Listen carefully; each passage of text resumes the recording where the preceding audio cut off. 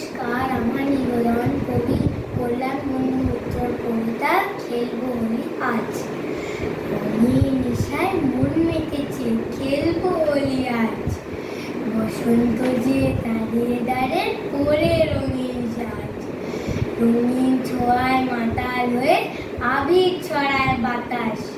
পলাশ ফুলে রং লেগেছে, আগুন আকাশ।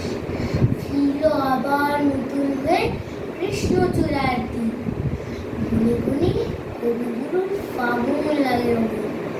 এমন দিনে ঘরে করে থাকবো না তো বসে।